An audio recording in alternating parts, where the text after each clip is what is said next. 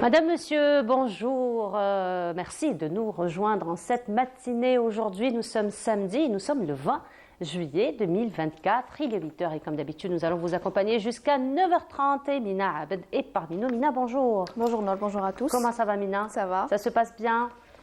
Alhamdulillah, alhamdulillah. Alors aujourd'hui, comme chaque samedi, notre ami Ahmed Ghali-Ghassim, il sera parmi nous. Et cette fois-ci, il va nous emmener du côté de l'ouest du pays, Mostaganem particulièrement, pour nous faire découvrir ou redécouvrir l'une des personnalités donc, qui ont marqué la pensée islamique en Algérie. Il s'agit donc, donc en fait, nous célébrons ou nous commémorons le 90e anniversaire de sa disparition. Il s'agit de Cheikh Al-Alawi, le fondateur donc de Tariqa Al-Alawiya. Et aussi, il y a eu la Coupe d'Algérie de basketball. Le basketball, ça t'intéresse? Ça t'a déjà intéressé comme discipline? J'en faisais. Ah, un petit peu, oui, j'en ai fait quelques années. Non, dans un club? Oui. C'est vrai? Ouais. Ah, c'est sympa ça. Non, moi j'en ai fait au lycée. Au lycée, ouais, bon, au lycée un petit peu, mais oui, j'en ai fait dans deux clubs. Pendant quelques années, ouais. D'accord. Et c'était comment? Il est très gracieux, je la trouve très gracieuse comme discipline. Oui. Non, c'est... J'aime beaucoup. Oui. J'aime beaucoup, c'était agréable. Très physique, très gracieux. Très physique, très physique. Voilà, et bien il y a eu donc l'équipe qui a eu la Coupe d'Algérie et la Coupe, elle sera dans notre plateau dans quelques instants. Tu l'as pas vue en Non, coulisses? pas encore. Quand tu quitteras le plateau dans un petit moment, faut voir. Oui. Elle est imposante la coupe. Hein. J'imagine. Elle est belle et imposante surtout. J'imagine, comme toutes les coupes. Hein. Effectivement, comme toutes les coupes. Et un légume préféré? Un légume préféré. Allez, un légume d'été préféré. Allez, je t'oriente un peu. Franchement... il y a des légumes qu'on consomme beaucoup en été. Hein. Parce que c'est déjà la saison. Bon, en été, on consomme beaucoup de poivrons. Beaucoup de poivrons, oui. Il y a autre chose qui va avec. Un autre légume, généralement, ils marchent ensemble. Qui va avec la tomate. La tomate, on dit que c'est un fruit, donc c'est pas ça. C'est pas le poivron. L'aubergine. L'aubergine. Ben voilà, l'aubergine. J'aime bien. J'aime bien l'aubergine. Alors moi, l'aubergine, j'adore l'aubergine sous toutes ses formes. Ben oui. C'est toujours bon, hein, l'aubergine. À la vapeur. À la vapeur. Au four, frit. Oui, vraiment. Et ben, l'aubergine, c'est justement le légume auquel notre amie Khawla s'intéresse aujourd'hui, donc tous les bienfaits c'est très facile à cuisiner. Très facile à cuisiner. C'est vraiment même à la vapeur, tu n'as même pas besoin de te casser la tête, tu coupes, tu mets à la vapeur. À la vapeur, non. À la vapeur, c'est pas en sauce tomate. Tu fais pas une sauce tomate à côté? Non. À la vapeur, je dis que je fais un sandwich en fait. Ah. Parce qu'en fait, je prends une tranche d'aubergine, je mets par-dessus de la viande hachée et je recouvre d'une autre tranche d'aubergine. Ah, d'accord. Un burger d'aubergine. Un burger d'aubergine, voilà. C'est diététique, c'est pas gras et c'est très bon. Il y a Kérémo qui insiste sur le caviar d'aubergine. Alors, Kérémo, pour le caviar d'aubergine, je t'invite à voir avec Amel. Avec Amel ou avec Mariam Moussaïd aussi. Mariam Moussaïd, j'ai pas encore goûté son caviar d'aubergine. Mariam Moussaïd, si on a envie de goûter au caviar d'aubergine, ce sont les meilleures adresses. Alors, voilà, Kérémo, Mariam. est juste à côté. Elle est juste à côté, elle est en salle de maquillage, effectivement. Voilà. Et donc ça, ce sera pour les aubergines en compagnie de notre amie Khawla, qui sera parmi nous ce matin. Et aussi, samedi, Minaziri sera parmi nous, encore une fois, dans sa rubrique. Et cette fois-ci, elle va s'intéresser beaucoup plus à la peinture, puisqu'elle va recevoir 2 artistes peintres sur notre plateau. Et sur notre plateau aussi, on va revenir sur une très belle soirée qui va se dérouler ce soir. Donc c'est au fait une soirée de clôture, on va dire, des activités de l'année. Il s'agit de la soirée qui sera organisée par l'association Elfen. On reviendra sur toutes les activités de l'année, mais aussi l'organisation donc de la soirée qui aura lieu ce soir au niveau de la salle Cosmos, au niveau donc de l'office de l'Elfen. Voilà donc pour le programme de cette matinée. Ah tiens, il y a une carte plutôt variée aujourd'hui. Plutôt variée aujourd'hui. Ah, il n'y a pas que du soleil pour aujourd'hui. Bon, écoute, oui, si tu veux, ça te fait plaisir. Ouais, ça casse un peu la monotonie, quoi. Ça casse un petit peu la monotonie, effectivement. Voilà, on va découvrir les cartes de Mina, mais ce sera juste après cela.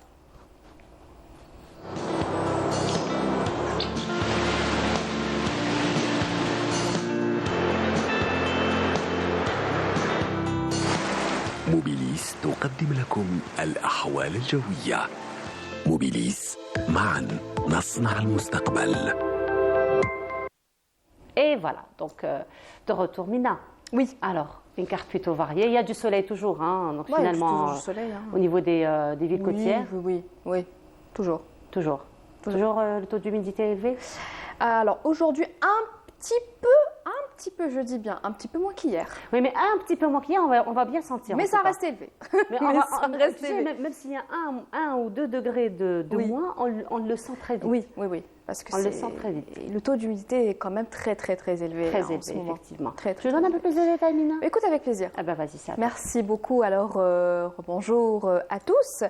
Et très bon réveil. Beaucoup de brouillard, de la brume, un taux d'humidité qui reste quand même plutôt élevé sur l'ensemble des régions côtières. Et puis le ciel restera plutôt dégagé vers la partie est. On notera des nuages bas à partir de cet après-midi vers les côtes de l'ouest et du centre avec des passages nuageux vers les régions intérieures.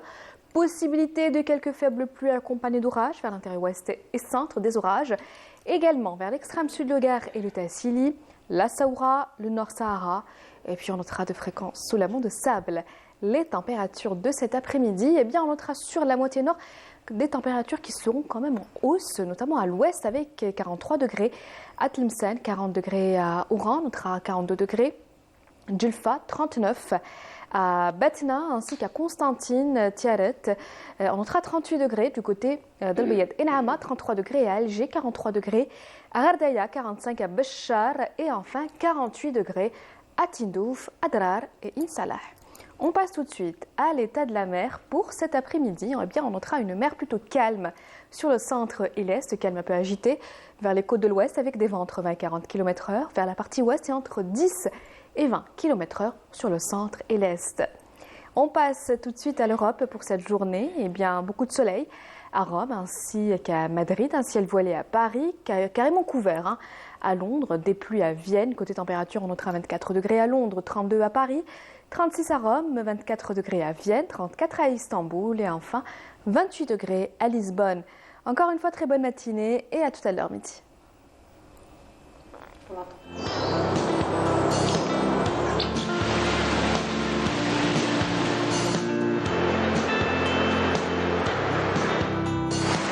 موبيليس قدمت لكم الأحوال الجوية. موبيليس، معا نصنع المستقبل. Voilà, c'était donc les nouvelles du ciel. Alors on note quand même, on reste sur des températures assez élevées, Mina. Oui. Ça va dépasser les 43-44 degrés à l'ouest. À l'ouest, il faudra s'attendre à des températures plutôt hausses. En plus de l'humidité. En plus de l'humidité, oui.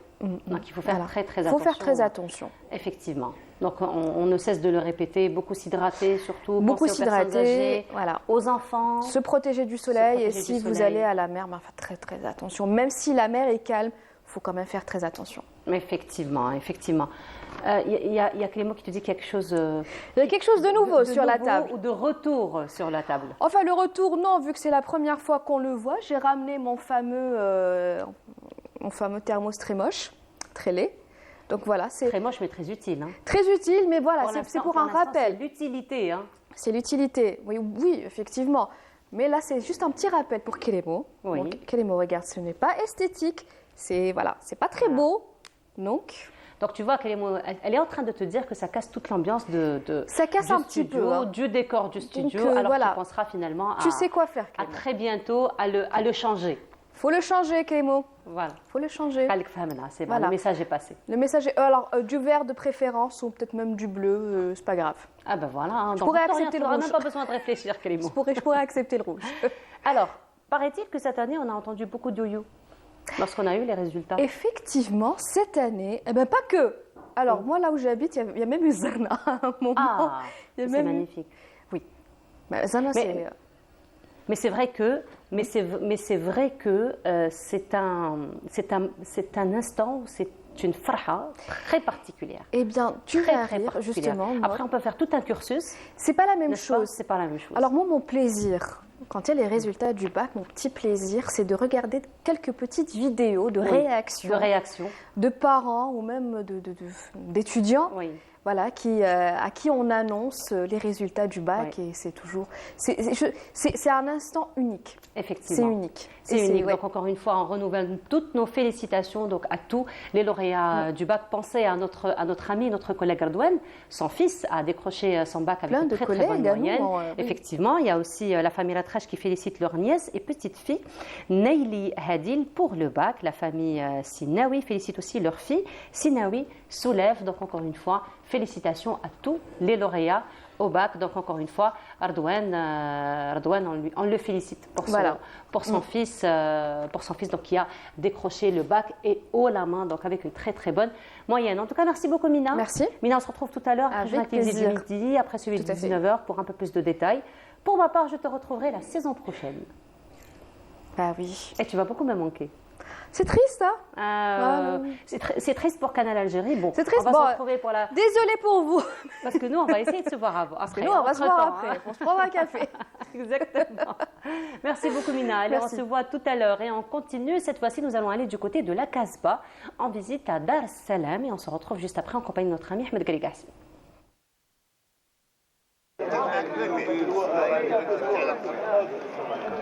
Casbah d'Alger. C'est ici au marché aux puces de la rue Ali Teglit, ex-rue Boutin, qu'on fait les bonnes affaires. Vêtements, décorations, électroménagers, tout se négocie. Bonne humeur, bonne affaire est la devise de ce marché.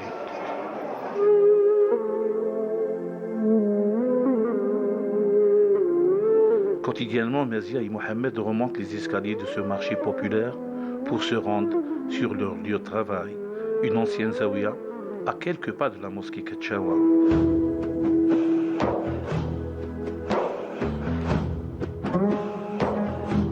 Située au cœur de la Casbah, cette ancienne zaouia est nommée aujourd'hui Dar es Salaam. Ce lieu fut consacré à l'invocation, à la réflexion et l'éducation spirituelle. Bienvenue dans ce site spirituel, culturel, historique de la Casbah d'Alger, Dar es Salaam. Fondé en 1947 par Cheikh Sidi Adda Ben Tounes, le successeur spirituel du fondateur de l'ordre soufi alaoui, Cheikh Sidi Ahmed ibn Mustafa al-Alaoui. C'est Dar es Salaam qui revient maintenant et qui ouvre ses portes aux visiteurs, aux chercheurs de paix, à ceux qui veulent découvrir le patrimoine algérois, le patrimoine de la Casbah, mais également le patrimoine spirituel de l'islam. Dar es Salaam abrite une librairie baptisée Alamat, consacrée principalement à la littérature soufie. Cette librairie est un espace de rencontre consacré à l'éducation de la culture de la paix et du vivre ensemble. On peut découvrir aussi des expositions sur la protection du patrimoine, notamment celui de la Casbah d'Alger. C'est une librairie qui a ouvert ses portes le 16 mai 2023 et on est spécialisé en art. C'était la volonté de Cheikh Ben Tounes aussi qui est une librairie dans ce lieu. Nous, on existait auparavant à Télémini et c'est une librairie conceptuelle, c'est-à-dire qu'en même temps, on essaye de voir la création par tous les angles et tous les niveaux de culture. Parce que la culture, en fin de compte, c'est ce qui construit le monde et c'est ce qui construit notre environnement. Donc c'est très important pour nous qu'on soit spécialisé en art.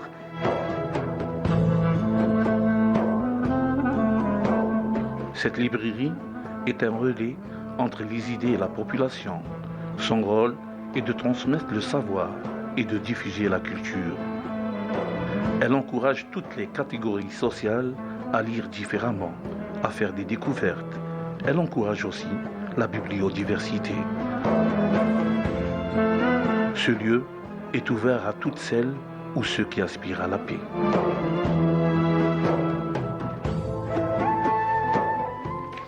Et voilà, de retour sur le plateau. Et Ahmed est déjà parmi nous. Ahmed, bonjour. Bonjour Nour, bonjour à tous les téléspectateurs. Tu as eu l'occasion, Nakum j'imagine. Là, il Bah vas-y, pardon.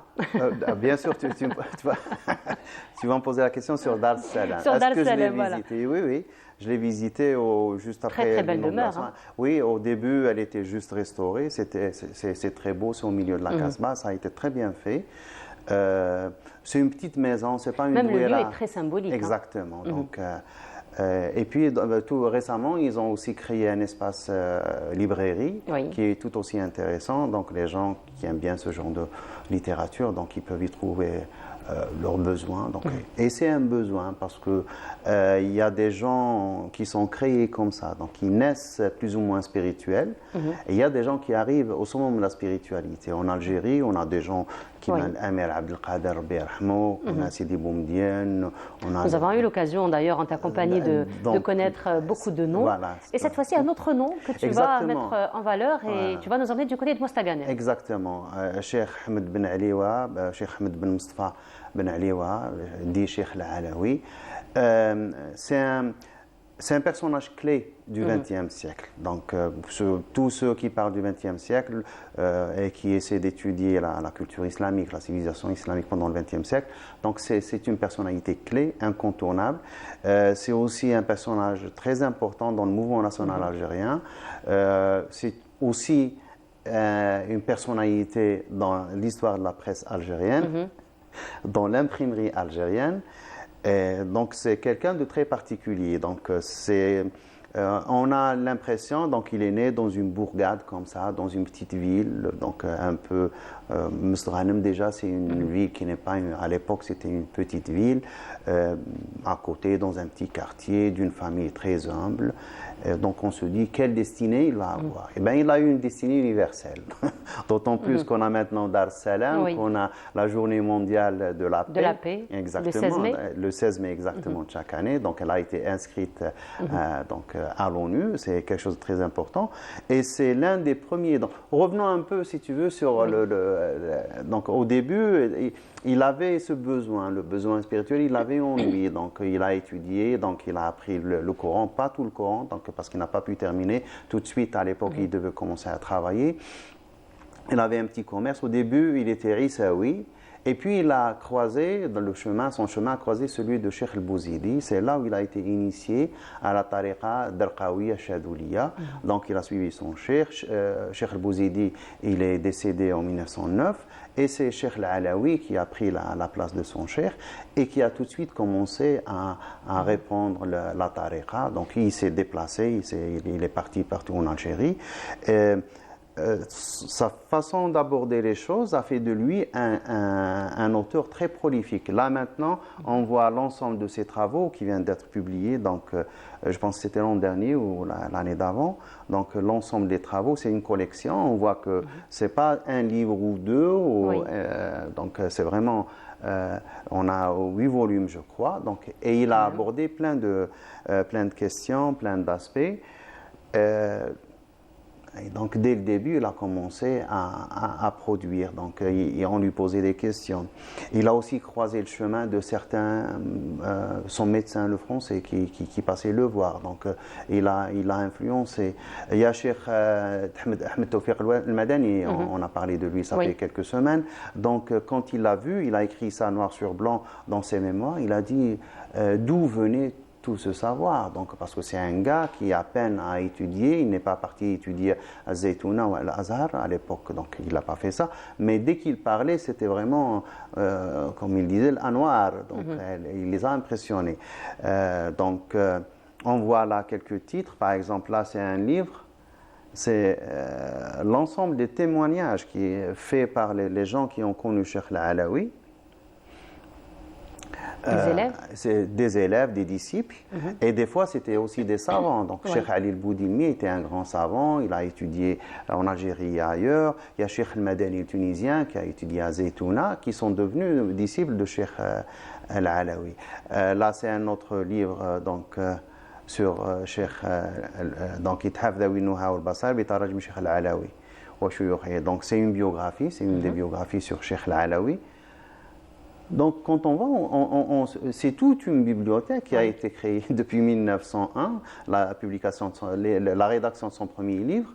Là, c'est sa photo à lui avec. J'ai pas réussi à identifier les gens qui sont à côté de lui. Peut-être il y a son élève, son disciple Cheikh Adda Ben Tounes, mais le deuxième, je ne sais pas. Donc, quand on le voit comme ça, c'est une vieille photo, bien sûr, parce que bon, c'est le début des photos. Enfin, c'est pas s'ils sont des pays. Là, c'est ce que disait, c'est un poème qu'a écrit sur lui Alaoui Bitilimsan, et c'est la signature de Cheikh Ali Boudilmi qui était son élève. Boudilmi était mufti de Tlemcen à l'époque. Donc c'est une personnalité. Moi, ce qui m'a marqué de lui, donc bon, on lit de lui. Là, c'est Subha Diallo. Donc il y a un musée qui a été créé autour de... Exactement. À Mostaganem? À Mostaganem, bien sûr, à la Zawiya. هذه المسبحة من أرفع أنواع المسبحات يسمى اليسر, donc c'est sa subha personnelle. Donc si tu veux montrer, il y a aussi les livres, donc on a quelques... Donc ça c'est Cheikh Al-Alaoui. Donc dès le début, donc il a intéressé des auteurs occidentaux qui venaient le voir, qui venaient essayer de comprendre cette spiritualité, cette façon de voir le monde. Parce que jusqu'à présent, donc, au début, donc, il faut dire une chose, que quand on lit les biographies des ulama, donc l'histoire des sciences dans le monde musulman, Tasawwuf n'a jamais posé de problème. Oui. Sauf quelques fois où il y a eu des crises comme ça. Mais on a connu les méfaits, si on veut, entre guillemets, de Tasawwuf avec le wahhabisme. C'est eux qui ont commencé à défaire les... Alors, ils ont organisé toute une campagne pendant plus de 50 ans contre Tasawwuf. Et comme ça, donc, et maintenant, ils se retrouvent avec des disciples, des élèves qui connaissent l'islam, qui ne connaissent de l'islam que les aspects externes. Donc, ils ont vidé l'islam de son essence. Et donc, du coup, chez eux, il y a beaucoup d'athéisme. D'accord. Bien sûr, parce que le tasawwuf, c'est le cercle, le dernier cercle de l'islam. On a l'islam, on a l'iman, et puis tout au milieu, on a l'ihsan. D'accord. C'est ce qu'on dit, tasawwuf, c'est l'ihsan. C'est vraiment arriver à un moment où on se lave de l'intérieur, on se nettoie. Donc, illa man atallaha biqalbin salim. Donc, le but ultime d'un musulman, c'est d'arriver, donc, qui est le haqiqa bil moula, donc le jour de son décès. Il n'a pas de rancune dans son cœur, il n'a pas de haine, il n'y a pas de médisance, il n'y a pas de... Donc, c'est vraiment cela. Parce que on commence à... C'est comme le somme, c'est siyam al-batn, on bac siyam al-yadayn, on bac siyam le fond du fond. Donc c'est vraiment avoir se nettoyer, c'est ça tasawwuf. Et comment on y arrive? On y arrive بالذكر. Donc il y a imma قراءة القرآن, صلاة على الرسول عليه الصلاة والسلام, ولا الأذكار. الأذكار معروفة, كاين كتاب نووي واسمه الأذكار déjà. Sinon l'adhkar des maîtres soufis, donc ils choisissent quelques adhkars là qu'ils donnent à leurs élèves et ils commencent à les exercer, ils les amadouent si tu veux. Donc c'est vraiment, ils les rendent tout doux parce qu'on a vu par exemple Cheikh Al-Alaoui, là ça il faut vraiment montrer. Ça c'est la machine qu'avait importé Cheikh Al-Alaoui quand il a ouvert son imprimerie en 1924. Donc, ce n'est pas le Cheikh Tariqa qui était dans son petit coin, comme ça, isolé. Donc, il était ouvert au monde. Il était très ouvert à l'actualité, très ouvert au monde. Et c'est le premier qui a commencé à faire da'wa en Europe. Donc, c'est le premier à avoir eu des disciples européens, donc ils sont convertis à l'islam, c'est grâce à lui. C'est le premier qui s'est intéressé à cet aspect. Parce qu'à l'époque, les musulmans, on nous prenait des éléments, donc à travers l'occidentalisation et à travers l'athéisme qui était répandu dans les pays musulmans. Cheikh Al-Alaoui, il a contre-attaqué. Donc, il a commencé à faire da'wa.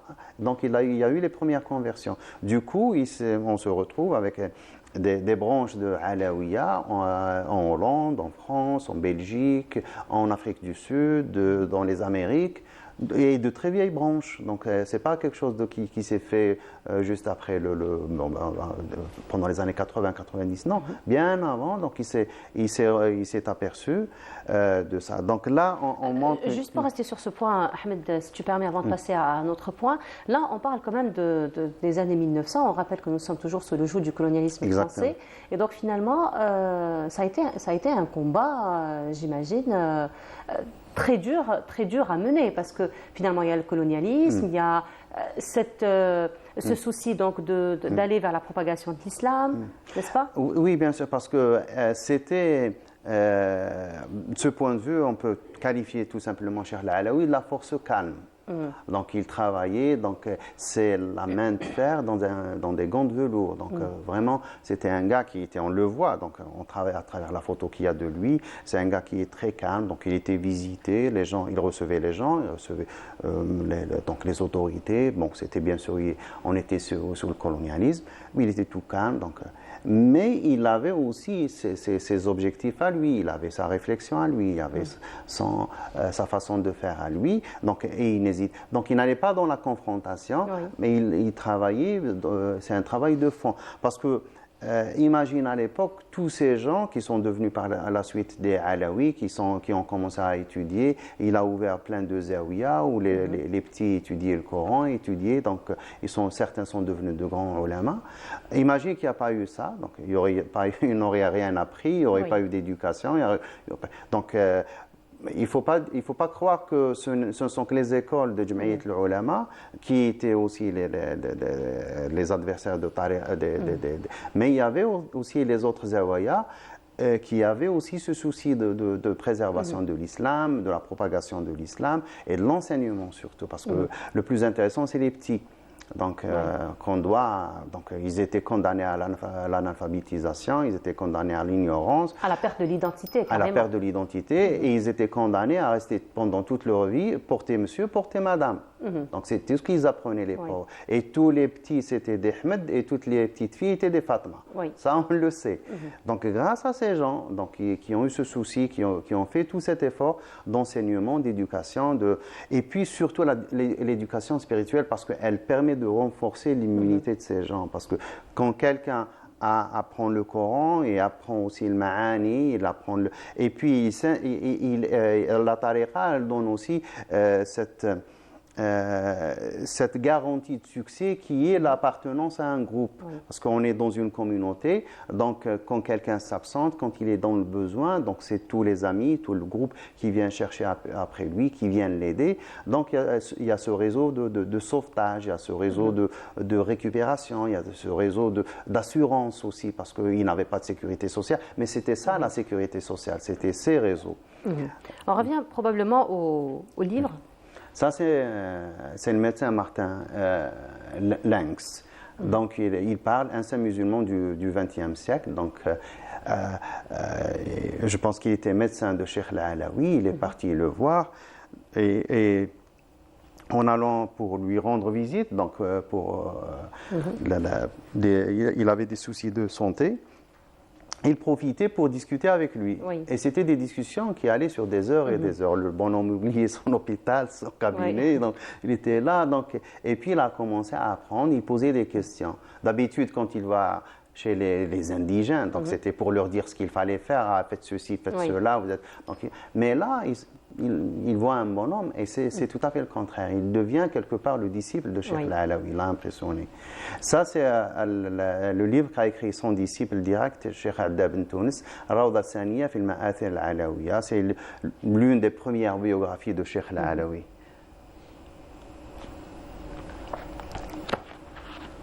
Et puis il y a si tu permets, je vais lire, c'est Diwan de Cheikh al-Alawi. Parce qu'il faut comprendre que la poésie dans la culture arabe, donc c'est vraiment les médias de l'époque. Donc quand on veut propager une idée, quand on veut donner une information, c'est à travers la poésie. Donc, et on l'a connu donc dans le swag, comme on dit Bekri. Donc c'était le poète du Melhoun qui donnait l'information. Que les gens étaient là, on dirait qu'ils chantaient ou ils dansaient, mais c'était des informations qu'il donnait et bien sûr les autorités coloniales ne comprenaient rien.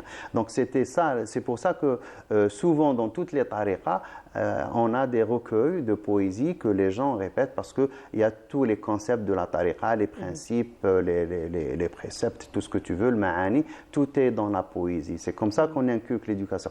Et du coup, des gens, même s'ils sont analphabètes, ils apprennent par cœur et ils te répètent. Moi, mon grand-père, donc, il disait as-salatu az-zakatu fil qita' was-sawmu wal-hajju ala man istata'. Moi, je me suis toujours posé la question d'où est-ce qu'il a pris ça. Donc, parce que, mais ça existe dans Matn ibn Ashir. Donc, c'est une partie d'un livre que les gens apprenaient par cœur pour la sharia islamia في الفقه. Donc là, ce qu'on connaît par exemple, si tu permets, je vais te lire 2 ou 3 vers. مريدا بادر بقلب حاضر لسان ذاكر بقولك الله جاهد تشاهد كل الفوائد سر الأماجد في ذكرك الله شوش لي بالي حب الموالي أهل الكمال عرفوني الله روح يا حادي بذكر سيادي جذب فؤادي لحضرات الله. Donc c'est comme ça. Donc on a dans les 4 premiers. Donc ce que j'ai lu, c'est les. Enfin, ça c'est un mouchah ou un zajl. Donc c'est pas un poème qasida al-amoudiya.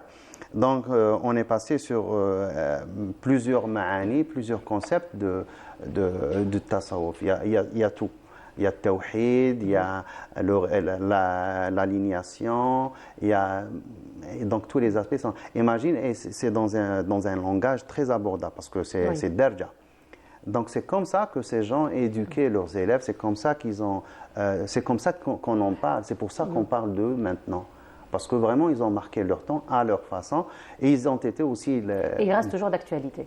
Heureusement, et on a vu maintenant avec l'histoire du 16 mai, donc la Journée mondiale de la paix, Tariqa al-Alawiya, et c'est la plus connue maintenant dans le monde, donc elle a une notoriété internationale.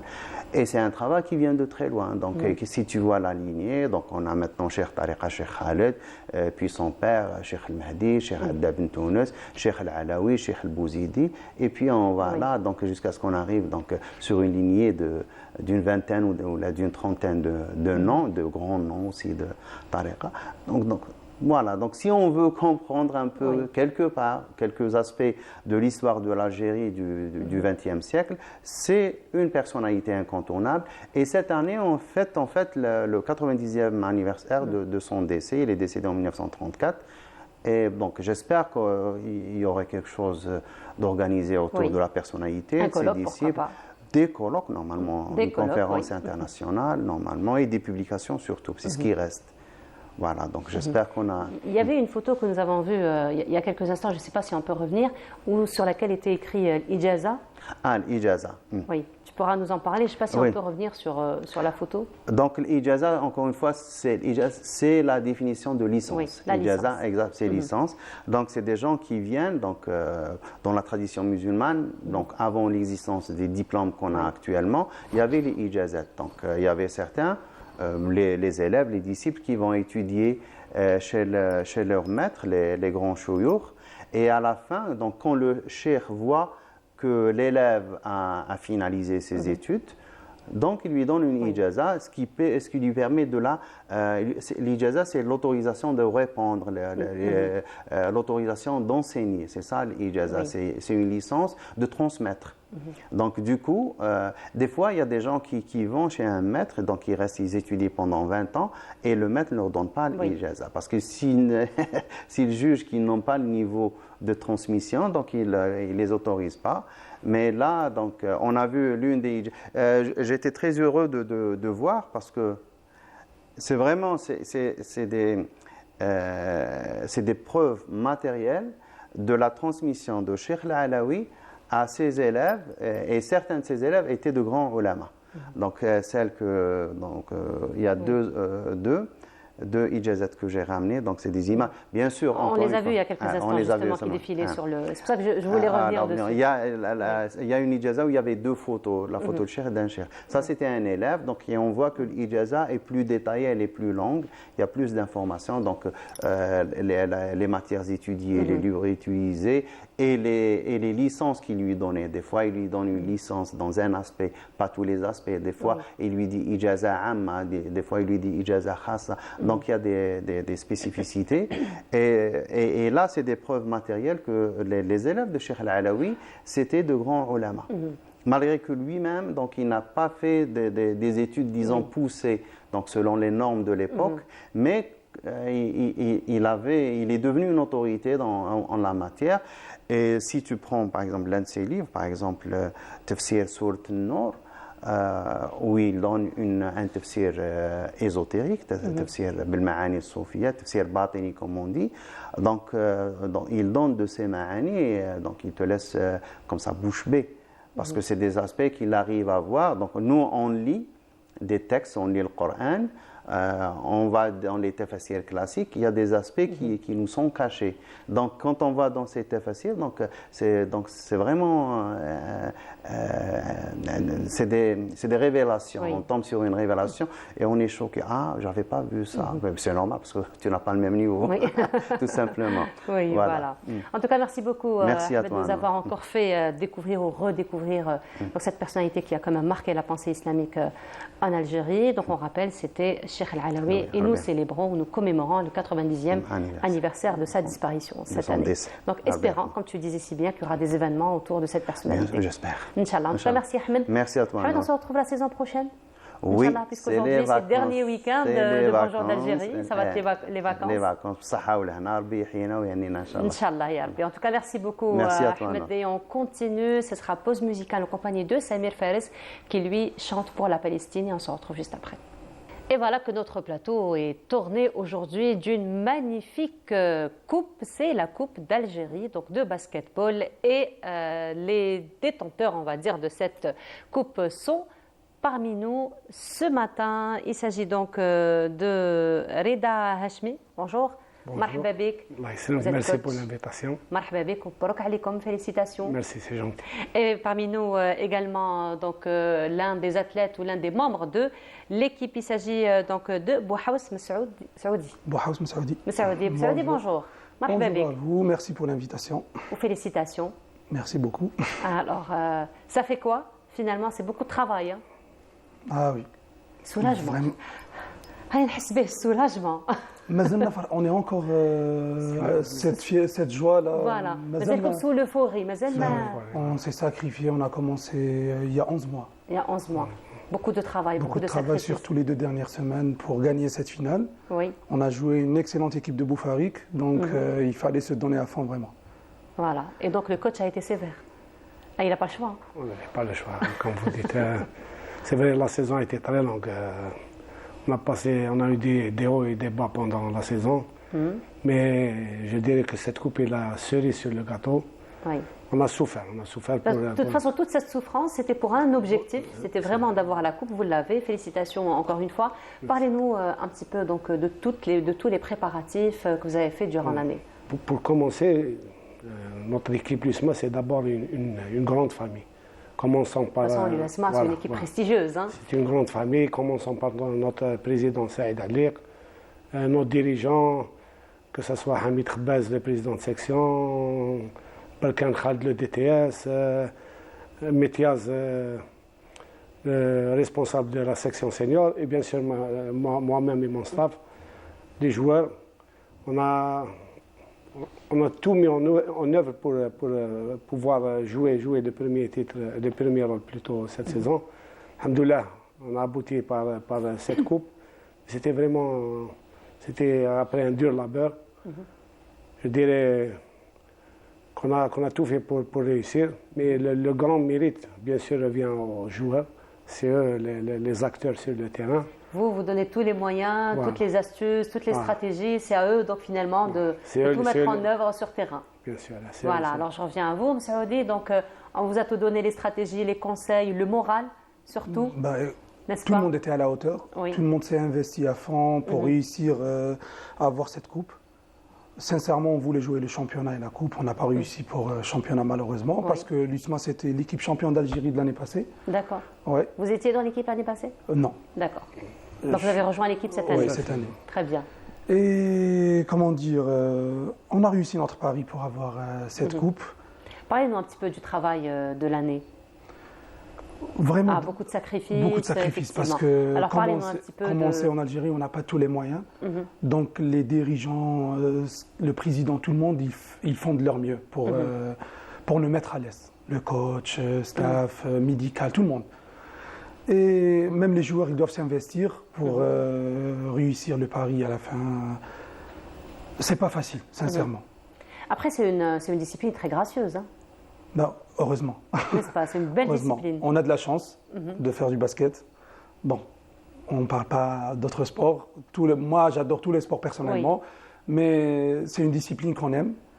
La preuve, on prend du plaisir à regarder un match de basket. Voilà. Alors, bien entendu, le basketball, comme toute autre discipline ou comme tout autre sport, sport collectif ou sport d'équipe, donc c'est vraiment la cohésion dans l'équipe qui compte d'abord. Parce que c'est pas un athlète, mais c'est finalement tout ce travail de collaboration entre les différents athlètes sur terrain. Et c'est la chose, j'imagine, le plus grand challenge pour un coach. Bien sûr, le basket, c'est un sport collectif par excellence. Donc, on a besoin de l'apport de tout le monde. Comme je vous l'ai dit, le basket, en général, les clubs de basket n'ont pas beaucoup de moyens. Donc, notre équipe dirigeante a fait des mains et des pieds pour nous mettre dans les meilleures dispositions possibles pour pouvoir travailler. Nos athlètes sont tous soit des étudiants, soit des salariés qui travaillent. Donc, quand même, ils ont quand même une vie à côté. Une vie à côté. Donc on essaie d'aménager tout le monde pour pouvoir travailler convenablement. Ça, c'est un autre challenge, par contre. Voilà. Mais, alhamdoulilah, on a... Voilà, il rigole. Alors, vous l'avez fait souffrir, alors? Vraiment. Vraiment. Tout le monde a souffert. Au moins, il reconnaît. Non, tout le monde a souffert. Wallah, tout le monde a souffert. Surtout le mois de Ramadan, les sacrifices, surtout les joueurs qui bossent. Avec la circulation, ils se lèvent à 5 h du matin. Wallah, c'est pas facile. Wallah. Mais je tiens à féliciter vraiment tout le monde, surtout mes coéquipiers, le staff, tout le monde. Toute l'USMA. Oui, c'est un travail d'équipe, effectivement. C'est la combien pour l'USMA? C'est la première de l'histoire. C'est la première de l'histoire. C'est la première de l'histoire. C'est pour ça que finalement l'euphorie, elle est très particulière. Bien sûr. L'année dernière, on a eu le championnat après 54 ans d'attente. Quand même. Voilà. Et cette année, on est vainqueur de la Coupe d'Algérie. J'espère que cette mentalité de la gagne deviendra une tradition au sein de l'USMA. On fait tout pour Inch'Allah, rester dans le quota des meilleurs clubs en Algérie. Inch'Allah, comme on dit en arabe, ناخذوا بالأسباب وربي سبحانه هو اللي يوفق à la fin. On fait tout pour bien faire les choses. Et après, le bon Dieu fait. Inch'Allah. Mais sinon, M. Saoudi, c'est la première coupe pour l'USMA. Du coup, c'est une grosse responsabilité pour les athlètes. Maintenant, il faut la préserver. C'est une première pour moi aussi. Pour vous? Oui, c'est mon premier titre après 20 ans en Super Division. Alors, il y a notre réalisateur qui vous dit vous avez beaucoup de chance, vous avez rejoint cette année l'équipe. Ouais. Votre première coupe, c'est la première coupe. Mais j'ai perdu la coupe l'année passée, j'étais avec l'équipe de Guide Constantine et on a perdu contre Boufarik. Donc j'ai eu ma revanche avec l'USMA. Vous avez eu votre revanche cette année. Ouais, j'ai eu ma revanche, c'est pour ça que je suis tout content. Mais c'est une grosse responsabilité aussi, parce qu'il faut la préserver pour les années à venir. Ben oui. Moi personnellement, j'espère qu'on va rester sur ça, de toujours essayer de gagner un titre en fin de saison, soit coupe, soit championnat. Le championnat, c'est quelque chose de génial, mais moi j'adore la coupe vraiment, parce que c'est un autre charme. Ça va vous donner encore du courage, encore des raisons pour aller vers le championnat. Pas que pour nous seulement, j'espère pour toute la génération qui arrive. Et un point important, je tiens à féliciter les supporters de l'USMA qui sont venus assister au match. Oui. C'était la deuxième fois, mais c'était une première d'avoir une salle pleine à craquer contre l'équipe de Boufarik.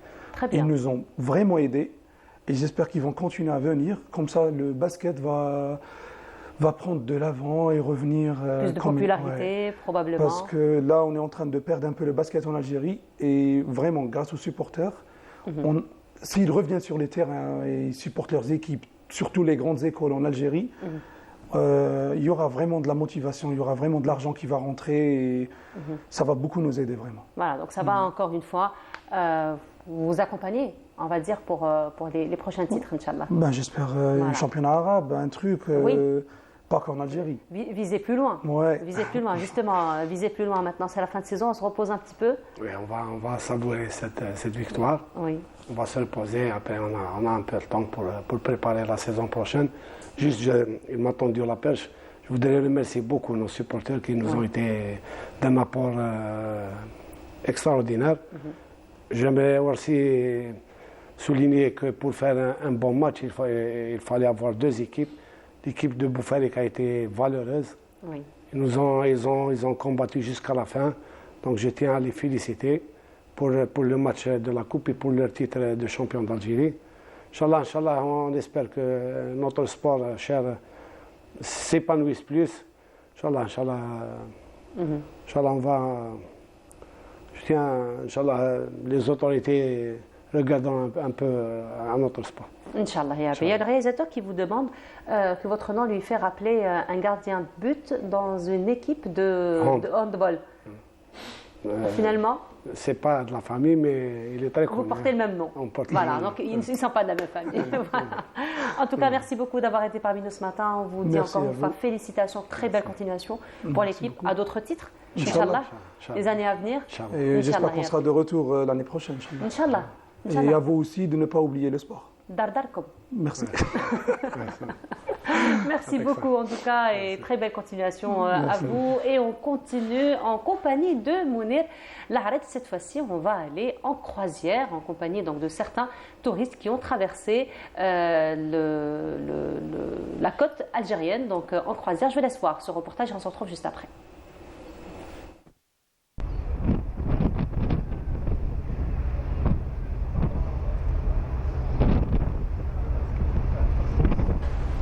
Le somptueux Bedji Mokhtar III prend le large à destination de Marseille. En quittant les côtes, il offre une magnifique vue panoramique sur Alger-la-Blanche pour ses passagers. Parmi eux, Claudette et Hervé qui pressent le pas pour ne pas rater ce beau paysage de l'une des plus belles baies de la Méditerranée et du monde, diront certains. Hervé réserve son dernier cliché de son tout dernier voyage en Algérie à la baie d'Alger. Un 7e voyage très particulier, car cette fois-ci c'était un périple de 6600 km par route, sillonnant plusieurs wilayas du pays. On vient régulièrement avec mon mari en Algérie, parce que c'est un très beau pays, et cette fois on a fait un très grand périple de 6600 km par la route pour découvrir le nord, et puis jusqu'à Timimoun. Ensuite, on a pris un avion pour aller jusqu'à Tamanrasset, voir des amis là-bas. Et puis on est revenu et là maintenant c'est le retour, mais après un très beau voyage. Et je conseillerais aux gens de découvrir l'Algérie. Depuis 2007, on revient, jusqu'à ce dernier voyage qui alors lui, je dirais, c'est le bouquet final parce qu'on a fait pratiquement l'essentiel, enfin ce qu'on pense être l'essentiel d'un périple en Algérie, 6600 km en voiture. Voilà. La diversité des paysages, des lieux et des monuments était frappante. Et Hervé et Claudette ne sont pas indifférents. Beaucoup de paysages m'ont marqué, mais parce que c'est très varié. L'Algérie est très variée, du désert aux villes qui sont très denses, tout est intéressant. Mais Timgad, par exemple, c'est parce que je ne m'attendais pas à voir un tel patrimoine. Tipaza, que les gens connaissent plus. Mais Timgad, je ne connaissais pas, c'était une belle découverte. Les paysages, dans tout ce que l'on a parcouru, sont très attachants. Les gens, les personnes que l'on rencontre, que ce soit les gens qui circulent dans la rue, les commerçants, les restaurateurs, les artisans, il y a toujours un très bon accueil. Donc je dirais à chaque fois que l'on se déplace d'un point à un autre, l'accueil étant plus que sympathique, on ne peut pas dire, ça serait un peu, je dirais, mettre une mauvaise note à un endroit par rapport à un autre, parce que partout, on a trouvé du charme partout. Claudette et Hervé ne comptent pas s'arrêter là. Leur histoire avec l'Algérie n'est pas encore finie. Car, selon eux, dans ce pays continent, il y a beaucoup de choses à voir et ce n'est qu'un au revoir. Je c'est lui. Et de retour sur le plateau, et cette fois-ci, nous allons parler de musique. Ce sera en compagnie de notre amie Céline Barahlan. Céline, bonjour. Bonjour Nourhouda, bonjour. Comment ça va? Bon, ça se passe bien? Ouais, super. On court beaucoup, hein? On travaille beaucoup en ce moment, puisqu'on a rendez-vous ce soir. Exact. N'est-ce pas? Effectivement, oui. Ce soir, ça va se passer à la salle Cosmos. C'est à partir de Riyad El-Fath à 18h. À 18h. Un spectacle assez spécial, on va dire. On invite tout le monde qui veut assister parce que ça va être la remise des prix pour nos lauréats qui ont eu leur brevet et leur baccalauréat. Tu as combien d'enfants, Céline? Alors, 10 enfants c'est des étudiants qui ont réussi. C'est une fierté pour moi d'abord. Oui. Peut-être que c'est égoïste de ma part de le dire, mais c'est ma fierté. Mais c'est le cas. Voilà. C'est le cas. C'est pas égoïste, mais c'est le cas. Vu que 100% de réussite, que ce soit en brevet ou en baccalauréat. Et puis, le comble dans tout ça, les meilleurs moyens au niveau national, c'est au niveau de l'association Helfen. Ce sont nos élèves. Voilà. Oui, parce qu'ils étaient toujours menacés tout au long de l'année. Oui. S'il n'y a pas de bons résultats, il n'y a pas de scène, il n'y a pas de musique. Alors, chers parents, si vous voulez que vos enfants réussissent, c'est l'association Helfen, par expérience. Voilà, alhamdoulilah, c'est que du bonheur. Alhamdoulilah, voilà, et l'association a décidé de les honorer ce soir. Donc c'est une soirée dédiée finalement aux lauréats. Exactement, avec des invités très, très spéciaux, on va dire, et les chers parents, bien sûr, et ceux qui veulent venir partager avec nous ce bon moment de bonheur, et qu'ils viennent, c'est à partir de 18h à la salle Cosmos. Alors, on rappelle que ça va être une soirée musicale aussi. Oui, donc bien sûr. Un programme qui sera offert. Il y aura de la danse et de la musique. Alors, parle-nous un petit peu du programme de ce soir. Alors, le programme, il y aura les 3 niveaux de la classe de Helfen. Bon, il y a plusieurs classes, mais on essaie de fusionner les niveaux. Il y a ceux qui vont faire leur première apparition sur scène. Voilà, ça sera une belle expérience pour eux. Mais je pense beaucoup plus émouvante que pour les parents, là, les mamans beaucoup plus, de voir leurs petites se produire sur scène et chanter. C'est le rêve, je pense, de tout le monde. Voilà. Et il y aura la classe supérieure aussi. Et il y aura ils vont être honorés aussi, ceux qui ont participé à notre grand voyage aux États-Unis. Oui, on va en parler dans un petit moment. Exactement, d'où on a célébré le 5 juillet là-bas. Et voilà, ça va être, grosso modo, c'est ça. C'est combien d'heures 1h30 de spectacle. 1h30 de spectacle. Oui. Voilà, 1h30 de spectacle, plus donc la cérémonie de remise de prix. Exactement. Aux lauréats, il y aura aussi nos artisans qui seront présents. Elles vont exposer de très très belles choses. Dans les terroir, encore une fois. Exactement. Bijoux, bougies, gâteaux, couffins, tableaux. Voilà. C'est ça l'objectif, on va dire, de Ahl El-Fan. C'est de promouvoir notre culture, notre patrimoine. Je disais auparavant au-delà des frontières, mais là c'est au bout du monde. Voilà. Même plus. Inch'Allah. N'est-ce pas? Inch'Allah. Pourquoi pas? Inch'Allah. Pourquoi pas? Alors, c'est un rendez-vous pris pour ce soir, mais sinon un autre rendez-vous aussi se prépare pour le 26 de ce mois. Oui, Inch'Allah, si Dieu le veut, ça sera pour le 26, le vendredi, ça sera au TNA. Ça, c'est les All-Stars, 7e saison. On a l'habitude de le faire chaque année. Et cette année aussi, ça va être très, très spécial. Là, par contre, ça va être grandiose. Où il y aura de la danse, la musique, du théâtre. Là, on va dire que c'est la fête de fin d'année? Exactement, c'est les All-Stars. Chaque saison, on essaye de ramener quelque chose de nouveau.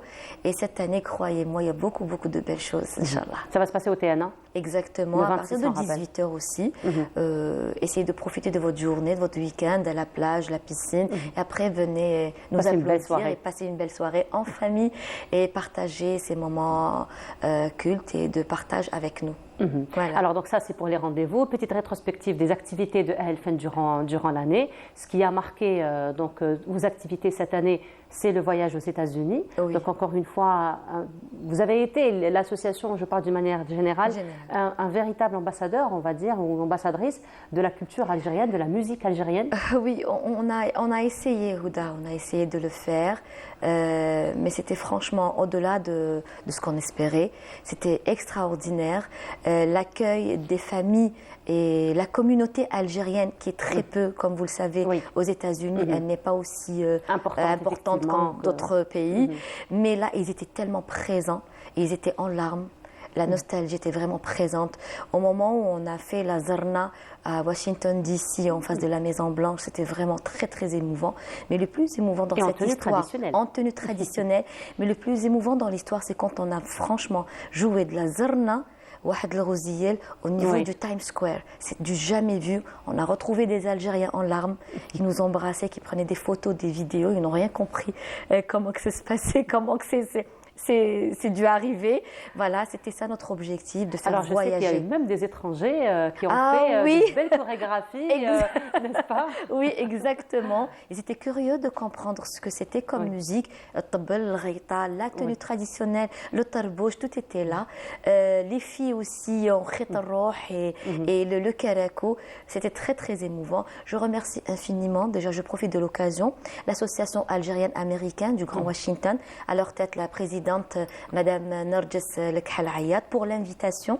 Et c'est à partir de là, le délire a commencé. Il y avait la présence de son Excellence, Monsieur Boukadoum, qui est l'ambassadeur de l'Algérie à Washington.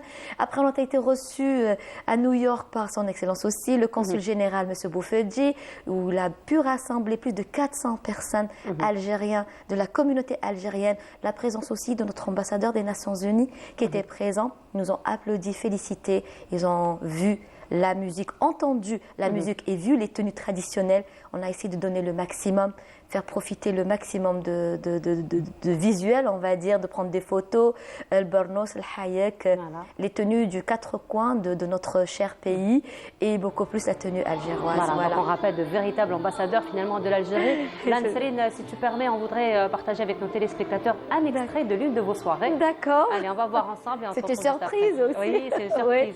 C'est Mariam Akak. Merci Mariam.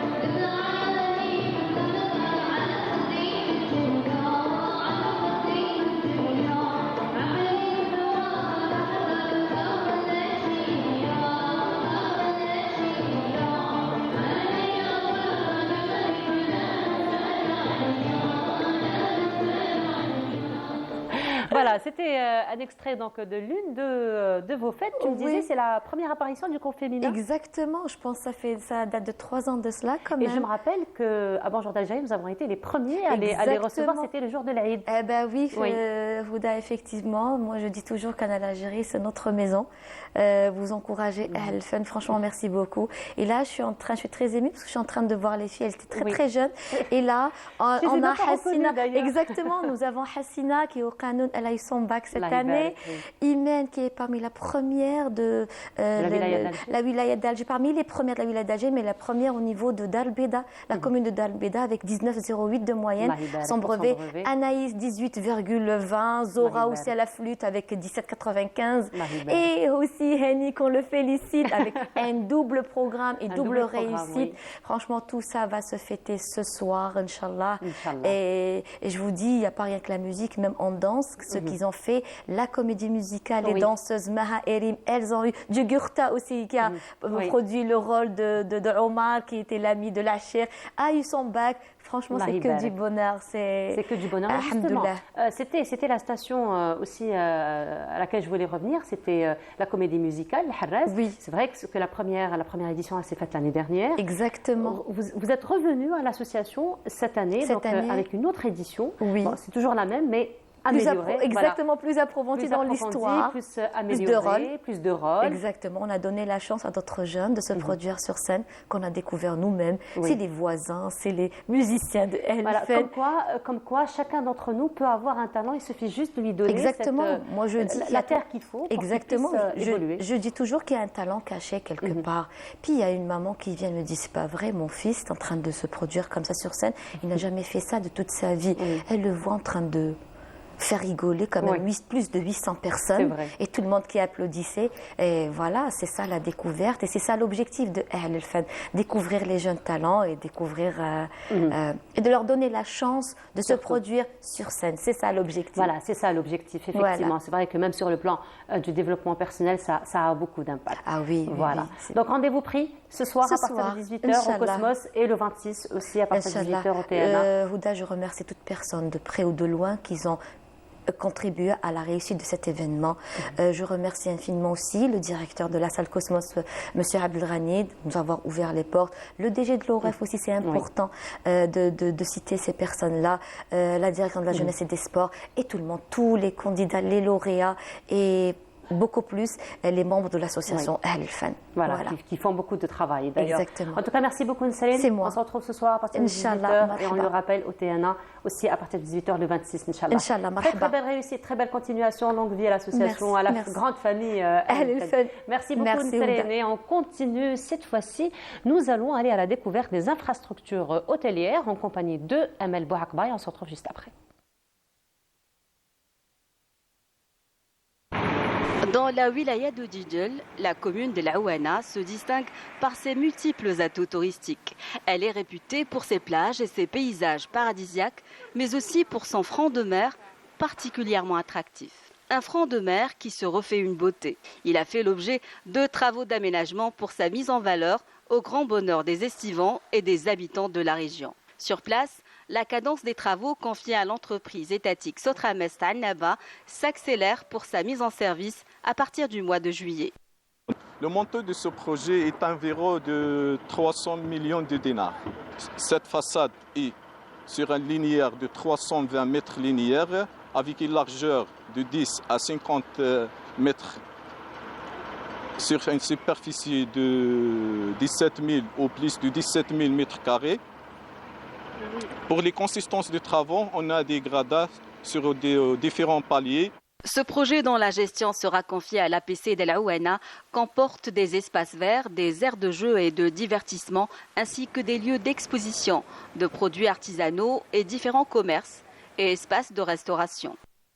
Et aussi, on a des zones gazonnées sur une superficie plus de 7600 mètres carrés avec l'implantation des arbres comme le ficus. Et aussi, on a des esplanades sur une superficie de plus de 8500 mètres carrés. L'aménagement de ce front de mer est très attendu par les habitants et les estivants, ravis que leur commune aux multiples potentialités touristiques bénéficie d'un projet de ce genre. La commune de l'Aouana est une commune touristique par excellence. L'aménagement de son front de mer va attirer des touristes. Nous ne pouvons que nous en réjouir. Il faut dire que cette région renferme des sites naturels paradisiaques. Nous espérons qu'elle bénéficie de projets touristiques et notamment de structures hôtelières, de quoi donner une nouvelle dynamique à ce secteur.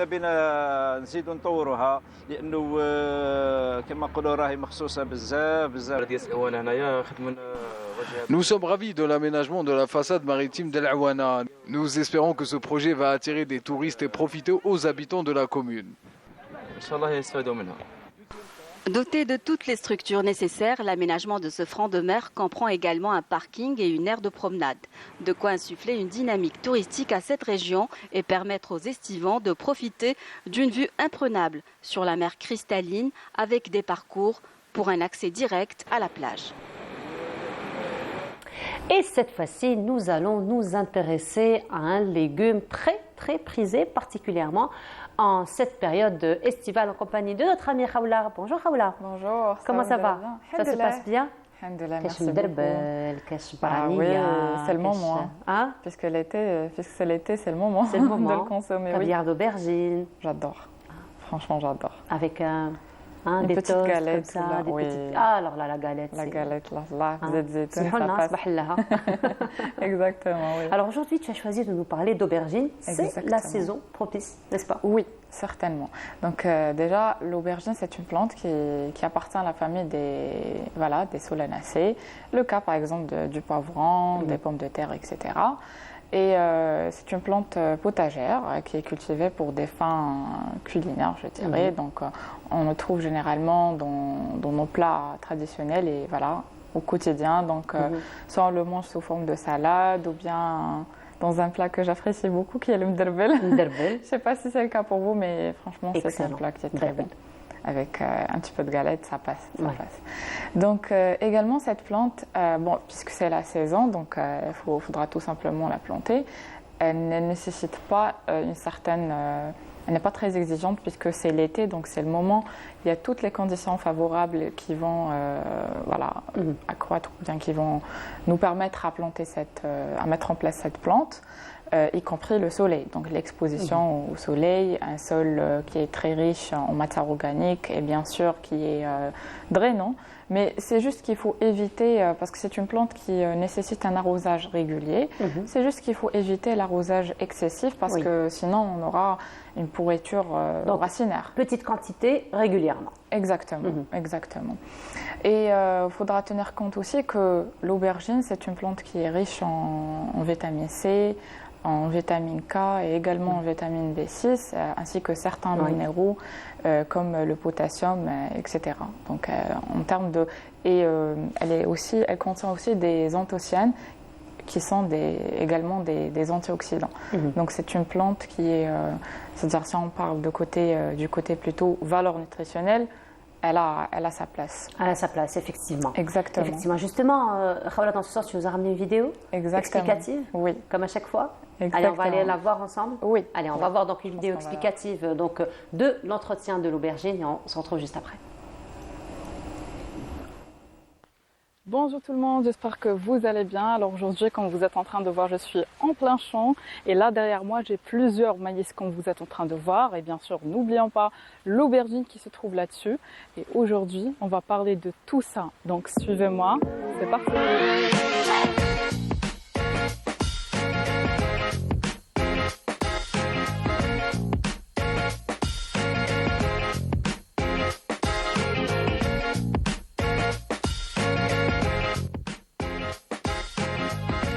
L'aubergine, c'est un légume-fruit originaire d'Inde et appartenant à la famille des Solanacées.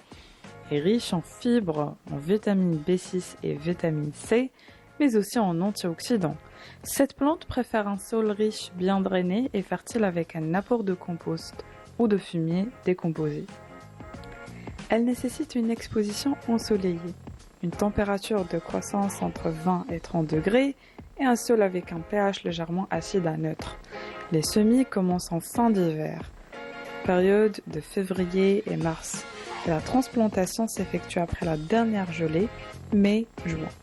La récolte a eu lieu environ de 4 à 5 mois après les semis, de juillet à octobre selon les régions et les conditions climatiques.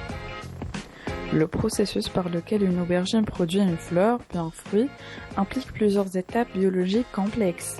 D'abord, la germination commence lorsque les graines sont plantées dans un sol approprié et à une température idéale de 25 jusqu'à 30 degrés, déclenchant la sortie des racines et des feuilles. Ensuite, pendant la croissance végétative, la plante développe ses feuilles, tiges et racines, accumulant de l'énergie par la photosynthèse. Sous ces conditions adéquates, elle passe à l'initiation florale, où des bourgeons floraux se forment grâce à des hormones végétales. Les bourgeons se développent ensuite en fleurs hermaphrodites, nécessitant la pollinisation par le vent, les insectes ou manuellement. Après la pollinisation et la fécondation, les ovules se transforment en graines et l'ovaire se développe en fruit. Enfin, le fruit mûrit, grossit et atteint sa taille et couleur caractéristique, prête à contenir les graines pour de nouvelles plantes. Le maïs d'été est une céréale estivale très appréciée. Consommée sous forme de maïs doux, frais ou en conserve ou congelé, les graines de maïs sont semées directement en pleine terre après les dernières gelées, lorsque le sol est bien réchauffé. Le maïs préfère aussi un sol fertile, bien drainé et légèrement acide à pH neutre. Pour de bonnes conditions de culture, le maïs a besoin de plein soleil et de températures chaudes, autour de 20 jusqu'à 30 degrés. Les plantations se font de mai à juin, lorsque le sol est suffisamment réchauffé, et la récolte a lieu environ de 70 jusqu'à 100 jours après les semis, soit de fin juillet à septembre. Et voilà, donc là tu nous as expliqué un petit peu l'aubergine. On a vu que l'aubergine n'était pas seule, hein, elle était bien entourée. Exactement, oui. Donc on va parler aussi justement d'un processus ou bien d'une pratique agricole très importante qui est la rotation. Donc c'est le fait de mettre en place deux cultures en même temps.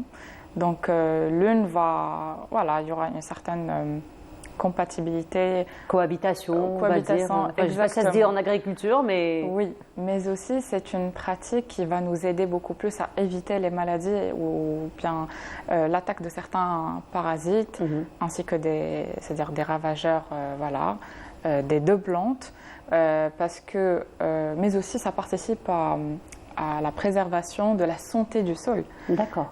Parce que prenons l'exemple du maïs, c'est une plante exigeante en azote, donc elle va prendre et elle va consommer la plus grande quantité d'azote. L'aubergine, elle a besoin de l'azote, mais pas d'une quantité assez suffisante. Donc elle va équilibre, prendre, finalement. voilà, c'est un équilibre qui va se faire entre les deux plantes. Elles vont plutôt s'accroître en même temps. Et puis on a un bon rendement, il n'y a pas de maladie. Et puis l'espace, il est, voilà, on a un petit espace. Il est valorisé. Voilà, on a valorisé cet espace par les deux cultures. Donc c'est une pratique agricole qui est très, très conseillée et très, voilà, utilisée maintenant. Donc ça c'est pour, donc, les rotations. Là on voit d'autres images, probablement on pourra les commenter. Alors bien entendu, donc, lorsqu'on fait cette pratique de la rotation, donc c'est toute une étude à faire finalement, parce que vraiment les deux plantations doivent vraiment se compléter. Oui. D'ailleurs, c'est vrai, je ne sais pas si vous avez remarqué ou pas, mais si on prend le maïs, il appartient à une autre famille botanique. Donc le maïs, c'est une plante justement c'est une graminée, donc c'est comme le cas du blé, etc. Donc elle complète et elle est très compatible justement avec l'aubergine. Et ça fait partie des conditions les plus importantes pour mettre justement les deux cultures dans un seul, voilà, dans un seul sol, je dirais, ou là, dans un seul espace. Et en contrepartie, elle n'est pas très, plutôt l'aubergine n'est pas très exigeante, l'autre elle est exigeante juste en azote. Donc il y a une certaine complémentarité qui va se faire entre les deux. Et ce qui est important pour le filet, c'est de ne pas avoir des maladies, mais aussi avec un très bon rendement. Et puis là, son résultat. Effectivement. Et puis consommer l'aubergine sans modération jusqu'au mois de septembre. Exactement. C'est ça. Exactement. Donc ça commence déjà le mois de juillet. Oui. Bon, parfois nous avons des aubergines hors saison, mais bon, elles ne sont pas aussi, pas aussi savoureuses que lorsqu'elles sont. Il faut manger les fruits ou bien les légumes dans leur saison. Dans leur saison. Pour bien apprécier sa valeur plutôt nutritionnelle, mais aussi gustative. Oui. Effectivement.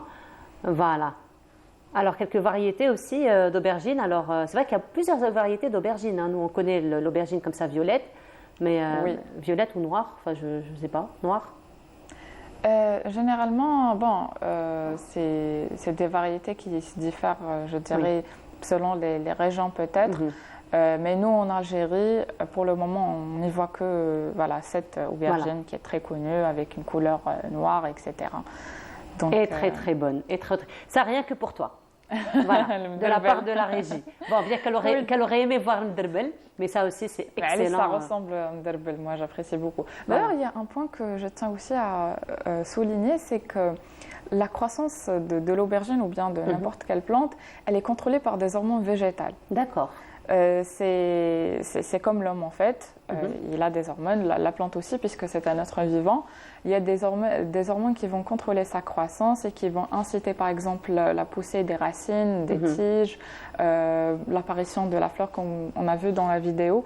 L'aubergine a une fleur et puis c'est à partir de cette fleur qu'on va voir le fruit, plutôt qu'on arrivera à le fruit et avoir le fruit plus tôt et du coup tout ça est contrôlé par un ensemble d'hormones végétales. L'exemple de cytokinine, d'auxine aussi, et pas mal d'autres. Donc ils travaillent en collaboration juste pour assurer la bonne croissance et avoir cette voilà, avoir ce bon légume. Exactement. Voilà. En tout cas, merci beaucoup Khawla. Merci ça a été un plaisir. J'espère te retrouver la saison prochaine. Inch'Allah. Inch'Allah, puisque c'est le dernier week-end de Bonjour d'Algérie pour cette saison. On doit quitter. Bon, on va se reposer juste un peu et on va se retrouver juste après. N'est-ce pas? Oui. Merci beaucoup Khawla, je te dis belle continuation et à très bientôt Inch'Allah. Merci beaucoup. Et on continue, on va se retrouver pour la dernière station de cette matinée en compagnie de Amina Zeri. Mais avant cela, je vous propose de faire la découverte du tapis de Babar en compagnie de Naïm Al-Walish et on se retrouve juste après. Enveloppés dans leurs habits séculaires, les artisanes adoptent les mêmes attitudes que leurs aïeuls pour tisser l'illustre tapis Babar du nom du village à 30 km de Khanchla. Les femmes travaillent assises selon un rite et un process immuable qui débute par la laine qu'on lave et qu'on blanchit, puis la teinte avec les mêmes pigments naturels depuis des siècles et enfin le tissage.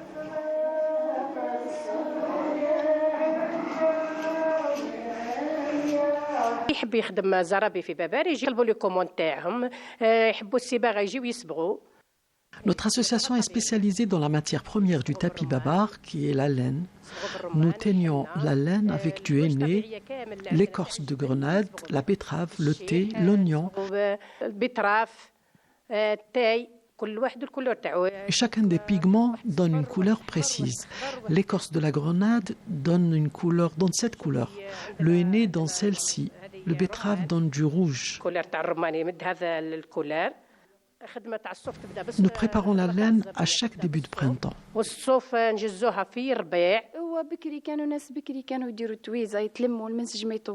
Après la teinture, nous passons au tissage. Avant le tissage se faisait en groupe. Les gens se solidarisaient pour monter un tapis, mais à présent, il n'y a plus la tuisa. On passe donc beaucoup de temps à confectionner un tapis, surtout quand on est en solo. On essaie coûte que coûte de garder ce patrimoine qui nous représente et représente notre village.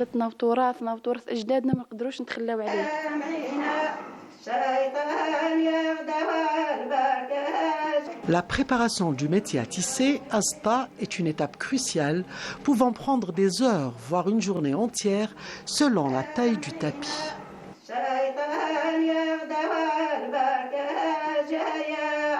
درك انا راني قاعده نخدم في السفاحه هذه عباره على الخيوط هذا هو الاساس تاع المنسج. Ce que vous voyez là, on appelle sfaha, c'est ça le socle du métier à tisser. S'il n'y a pas ça, il n'y aura pas de métier à tisser.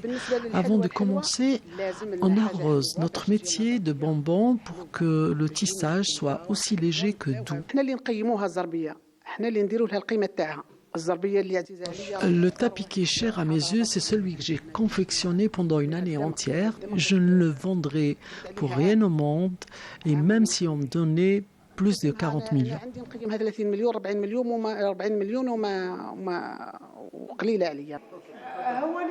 Certes, il est de plus en plus rare que le tapis Babar, à cause de sa cherté, trouve acquéreur. N'empêche, des ateliers de tissage existent dans le village où l'art de tisser est si ancré qu'il se transmet de génération en génération.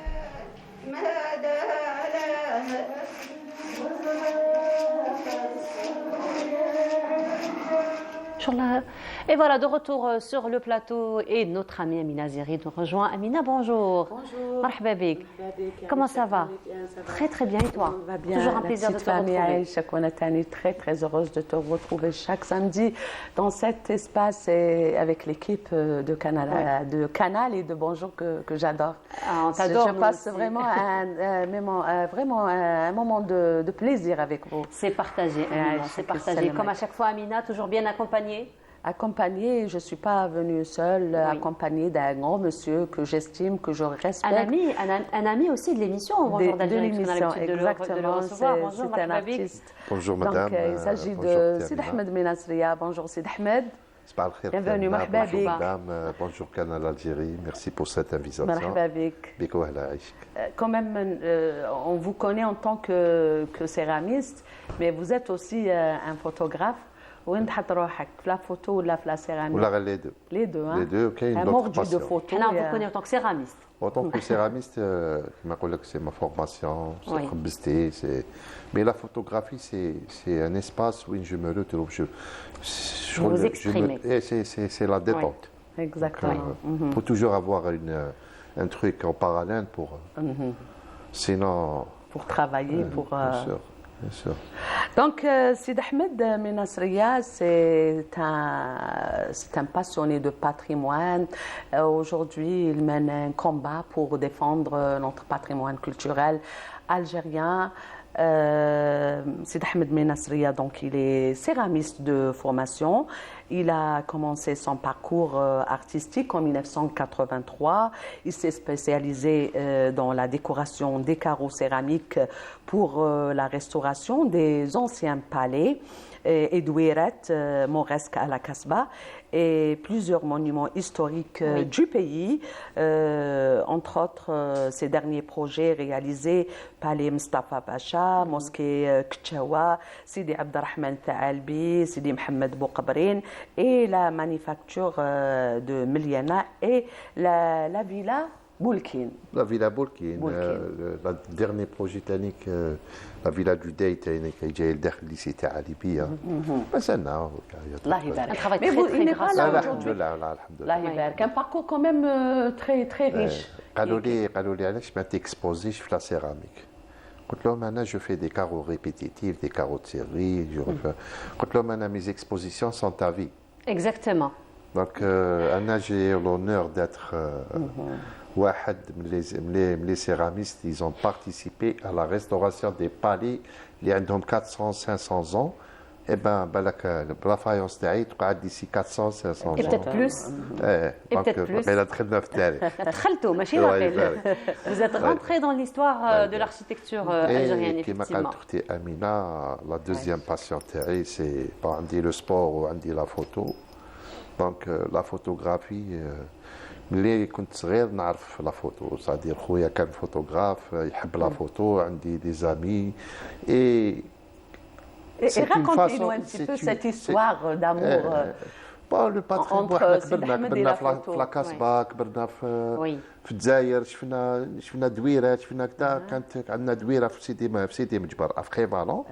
عندنا دويره تاع لا فامي توامي.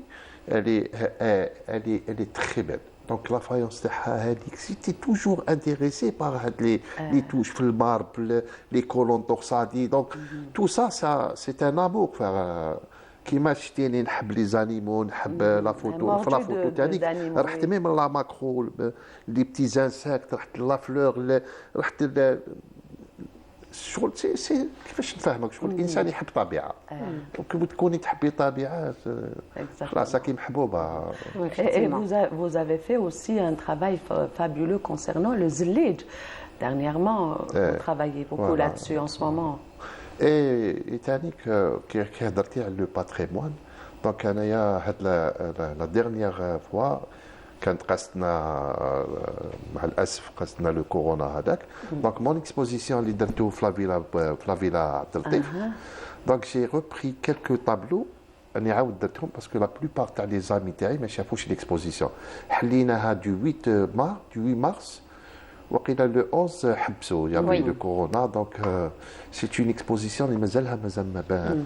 Alors j'ai repris quelques-unes. انا جي في ان hommage à la femme تركية, الله يبارك. عندهم واحد. Vous êtes aussi un passionné du sud algérien. Vous avez sillonné presque le. ومن بعد في الاكسبوزيسيون تاعي نشوفوا لو سود ونشوفوا القصبه. ثاني كتبت petits ريال تاع لا كاسبا. جي في des petits tableaux. خدمت plusieurs formats. C'est de grands formats de 2 mètres. J'ai fait des formats de 90.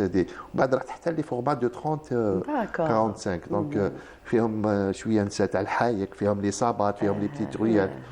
Et aussi, il y a mes amis, il y a mes amis qui ont participé à l'exposition. Donc on est 9, Kain Khalil Ben Amara. Excusez-moi, Sid Ahmed, je voulais juste dire à Nour Houda et nos amis qui nous suivent en ce moment, Sid Ahmed, aujourd'hui, il est là justement pour parler de la photo à travers un grand événement qui commence le 8. Donc, non, plutôt le 20 juillet, à la galerie Hala, qui se trouve à El Mouradia, avec la participation d'une pléiade d'artistes passionnés de photos, d'art plastique. Donc, une pléiade d'artistes, de professionnels et aussi d'amateurs. Donc, on veut tout savoir sur cet événement. Bon, je suis très fier, je suis très content parce que la galerie, c'est une galerie qui فيها كاع المواصفات. دونك نقدروا نقولوا بلي elle est homologuée. فيها l'éclairage, فيها l'espace, فيها la galerie هذا la galerie Hala qui se trouve à Al-Mouradia. D'ailleurs, c'est une très belle galerie. C'est une très très belle galerie. Je suis très content de nous les artistes. Donc que ce soit Anaya ou les artistes peintres ou donc il nous a proposé d'exposer. Donc j'ai pas hésité, comme j'avais des travaux à faire. وعلى بالك المده كانت لا دوري كانت صغيره دونك j'ai fait appel à plusieurs donc اللي كانوا عندهم لا ماتيير ils ont répondu on est 9 donc je peux les citer كاين مسيو خليل بن امارا كاين مسيو دردر عبد الوهاب مصطفى قاده سكون ابل مصطفى قاده دو بليده عندنا مصطفى بالقاسم ثاني من الجي اكرم ميناري كي a plusieurs titres international et international il est de قصر شلاله عندنا رشيد عيادي اللي d'Alger تانيك امين طيبي تانيك اللي d'Oran voilà donc on est 9 il y a Samir Jamal Samir Jamal c'est mon ami et الحقي à chaque fois il nous donne des coups de pouce تانيك الله يبارك عليه il travaille lui aussi il est présent dans la promotion d'ailleurs شوفي اختي نقول لك حاجه سامر جمال يفي بلوس il donne plus qu'il والله ماشي اني نشكر فيه باسكو انا نشكر انسان اللي يعاونني à chaque fois c'est toujours et on est devenu des amis وخدمنا الحق الحمد لله donc في l'exposition كاين plusieurs thèmes donc قالوا لي دير لها ان تيم قلت لهم نو نسميوها lumière croisée اضواء متقاطعه donc il y a plusieurs thèmes كل واحد واش دار et je laisse كما يقول لك les visiteurs حبيت نجيب لهم سير فلاش quelques photos mais on laisse la surprise pour cet après-midi pour les inviter ان شاء الله يجوا يشوفوا ان شاء الله تكونوا منهم ان شاء الله on rappelle l'événement ان شاء الله on rappelle l'événement donc le vernissage c'est pour ce soir ce soir à 17h au niveau de la galerie Hala à la galerie Hala qui se trouve à Al-Mouradia ex-colonne Varon. Voilà, donc rendez-vous pris pour nos téléspectateurs, Inch'Allah, n'est-ce pas? Inch'Allah. Donc moi je voulais juste saluer tous les bacheliers qui ont eu leur bac. Donc Mabrouk alayhom, notamment Maria Galiz, donc que je félicite et je félicite aussi Myriam et Sofiane à l'occasion de leur mariage et leur maman Talida. Donc Inch'Allah Rabbi يهنيهم وباش نقولوا لهم مبروك عليهم مزيان السعد مزيان السعد ان شاء الله. Et justement toujours avec les vœux, la famille Ramani d'Alger félicite Ashraf Hami de Soukaras pour son bac. Il y a aussi notre ami Ahmed Grega Hassan qui souhaite ou qui félicite Anis également pour son bac. Shiraz, plutôt Samir Dahou, donc félicite aussi sa fille. Shiraz Dahou pour son bac encore une fois. Félicitations à tous les lauréats. En tout cas, ça a été un plaisir de vous avoir parmi nous. Je félicite ma nièce Minasria Ikram Tanik. Que de belles nouvelles, finalement. Inch'Allah. Merci beaucoup. En tout cas, nous arrivons à la fin de notre émission. Amina, ça a été un plaisir d'avoir passé la saison ensemble, puisqu'aujourd'hui, je le dis, c'est le dernier week-end de la saison. J'espère qu'on se retrouvera la saison prochaine. Inch'Allah. Voilà, donc nous arrivons à la fin de notre émission. Merci beaucoup de nous avoir suivis. Je vous souhaite une très agréable journée à tous, d'excellentes vacances à tous. Vous retrouverez mon ami Radia Boulmaali dès demain à partir de 8h. Pour ma part, je vous retrouve très bientôt. Au revoir.